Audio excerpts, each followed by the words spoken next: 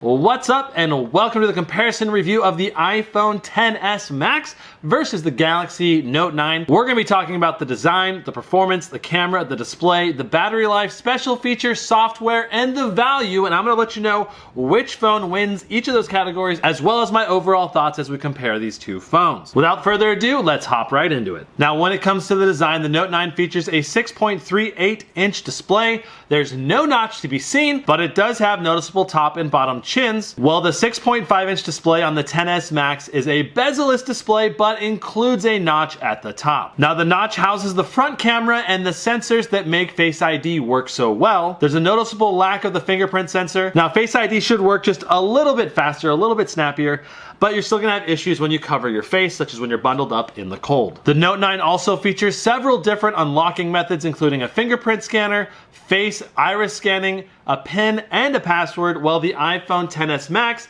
features Face ID and a PIN or password to unlock the device. Now, both devices feature key wireless charging, glass on the front and back, while the Note 9 features Gorilla Glass 5 on the front and back. The XS Max, on the other hand, features the strongest glass ever in a smartphone. I put quotation marks because I want to put it to the test and see which one survives better in a drop test. And that drop test will be happening in the near future, so you'll want to hit that subscribe button and tap the notification bell so you're notified when I drop that drop test coming up. Now, as far as design goes, I think these two devices are really close. They both have very premium feel, glass and metal all the way around, so I'm going to call it a tie when it comes to the design. Now, the Note 9 utilizes the Snapdragon 845 processor and Adreno 630 GPU. These are good, all-around solid performers, but the iPhone XS Max has the new A12 Bionic chip, which is going to be quite a bit faster. Now, Apple is claiming the A12 Bionic will be 15% faster than the A11, when the A11 was already a little bit faster than the Snapdragon 845 to boot. The result is that in CPU power, the A12 Bionic should be about 20 to 25% faster overall. On top of that, we have three major improvements in different areas. First, we have about a 45% power efficiency improvement. This will help reduce the amount of heat that the processor makes, and at the same time, improving the battery life. The second thing is that we have the new 8-core neural network, and the third thing is the new GPU, which should be about 50% faster than the A11 GPU, which was already a bit faster than the Adreno 630 GPU. When it comes to raw CPU performance, the iPhone lineup should be about 25 to 30% faster. When it comes to gaming performance, we're looking at about a 50 to 60% performance improvement with the iPhone XS Max, and that's going to translate in games like Fortnite, which is already struggling to hit 30 frames per second consistently on the iPhone X from last year. The new iPhone XS Max should hopefully be able to hit at least 30 frames per second consistently, if not maybe up to 45 frames per second consistently. Unfortunately, the Note 9 is struggling to even hit 30 frames per second consistently. It's got a lot of stuttering issues that could be fixed with optimization, but it's largely, I think, due to the GPU not being powerful enough. Both the Note 9 and the new iPhone XS Max will be snappy in day-to-day use. It's just going to be in very specific instances where you'll notice that big difference with the A12 Bionic being a lot faster. Overall, the iPhone XS Max wins out in the processor and GPU department. Now, both cameras feature a 12 megapixel dual camera setup with both a wide angle and telephoto. The main differences here is the Note 9 features a dual aperture that switches between f1.5 and 2.4. The great thing about being able to go down to f1.5 is the natural bokeh when you get close for up close portraits. It looks really good, and of course that f1.5 helps out in low light. Now, the iPhone XS features only an f1.8, but it'll still perform exceptionally well both in photos and videos. Now, when it comes to videos, both phones have 4K 60 frames per second, but the video stabilization in 4K will be better on the iPhone XS Max simply because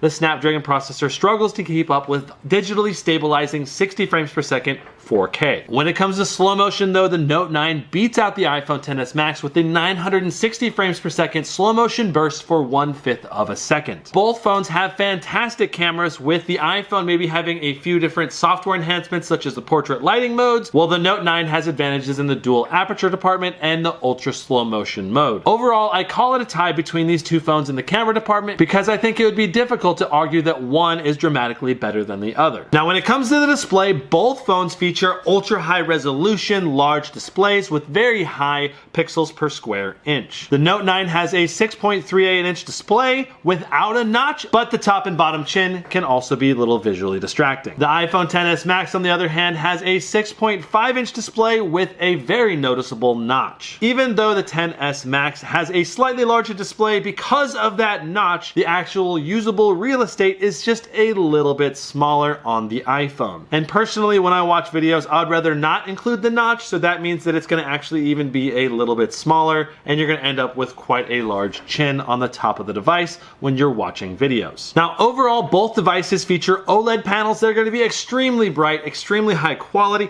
We're going to have to wait to see when we get the XS Max in hand to see how good the display's quality is. If it's a Samsung panel, or if it's an LG panel, or if it's an Apple-made panel, we're not exactly sure at this point, but I look forward to testing it out and seeing it in person. Overall, both phones have fantastic displays, but I gotta give the Note 9's notchless display a tiny leg up, so I think it wins ever so slightly in this department. Now, one of the Note 9's greatest strengths is its 4,000 milliamp hour battery. It is a large battery that'll easily get you through one whole day of heavy use, or potentially 2 days of medium to light use. Now, Apple isn't telling us everything about the iPhone XS Max battery size, and that's probably because it's a slightly smaller overall battery, but the XS Max should have a more power efficient processor, so maybe that'll make up for the MAH. The only thing that Apple has said about the XS Max battery life is that it should be 1.5 hours longer than last year's iPhone X. If that's the case, I would argue that the Note 9 will probably have slightly longer battery life when playing video games, but the iPhone XS Max will probably be a little bit more power efficient when not under heavy load. We really won't know for sure until we get the XS Max in hand and we can do some battery comparison tests. For now, I'm calling it a tie between these two in the battery department until we have further information. Now, as far as software goes, we have iOS 12 on the XS Max. And of course, that features 3D Touch, all of the things that you normally expect with iOS, including limited down software that prevents you from installing third-party apps, and of course, capping you to 150 megabyte download sizes when you're on cellular network. There's all kinds of limitations with iOS. I can't really get into all of them, but of course, with all those limitations, you also have all the perks of a very easy to use, easy to run operating system that just flows really well. Now, one major advantage I think Apple has is that it seems like they put the customers first when it comes to privacy. They have one of the strictest policies when it comes to large corporations, and I really appreciate that about Apple. Now, the Note 9 software features Android Oreo 8.1, which is great, but unfortunately the Note 9 also comes with Samsung's bloatware. You've got Bixby, you've got the Bixby button, you've got all the duplicate apps that can get in the way or confuse people. Why do you need 2 gallery apps? Why do you need 2 calendar apps? Why do you need 2 payment apps? I really wish Samsung wouldn't include all these bloatware apps right off the bat, and if people want to download them and add them later, they can do that. Overall, my favorite smartphone OS is stock Android, such as on the Google Pixel 2 XL, but if I had to choose between Samsung's bloatware version of Android and iOS 12, I think I would pick iOS 12. Okay, let's talk special features for a moment. With the Note 9, we have the stylus. If you're a person that loves having a stylus, then the Note 9 is hands down the best choice. And then of course, the new stylus also has Bluetooth functionality that allows you to remotely control the camera app for easier to take selfies or family photos if you put the phone on a tripod, for example. The Note 9 also has a micro SD card slot, which I'm a huge fan of. That's fantastic. And of course, the Note 9 features a fingerprint sensor, while the iPhone XS does not. On the flip side, the iPhone XS has dual SIM functionality, which is really cool. If you're someone who travels between multiple ranges or you have 2 cell phone carrier plans, then the dual SIM functionality will be super useful. Overall, when it comes to special features, I think the Note 9 wins out here. I think a micro SD card slot is super useful, and I think the stylus could be also really useful to people. All right, so let's talk value now. In my opinion, neither of these phones are budget-friendly phones. They're both over $1,000. The Note 9 starts at $1,000 for 128 gigs of storage and goes up to $1,250 if you want 512 gigs of storage. And of course, that comes with a micro SD card slot for cheap expandable storage up to 1 terabyte, which is ridiculous. And then for the XS Max, we're looking at $1,100 for the 64 gig model, $1,249 for the 256 gig model, and $1,449 for the 512 gig version, which is just insanely expensive. If you're buying that in a taxable state, that's like $1,600. Holy crap, that is so expensive. I'm just like, my mind wrapping around that. That's like as much as a MacBook Pro base model. What? the wow? Now, obviously, neither of these phones are high-value budget devices, but if you had to compare value, the Note 9, I think, edges out the iPhone XS with that cheaper base price and that micro SD card expandable storage. If you're on a budget and you're looking for an iPhone, get the XR. It's a fantastic overall deal for the money. On the flip side, if you're looking for an Android phone on the budget, the Galaxy S9 or the S8 or the Note 8 or the OnePlus 6 or the OnePlus 5T, all fantastic options, and will cost you anywhere from $400 to $700.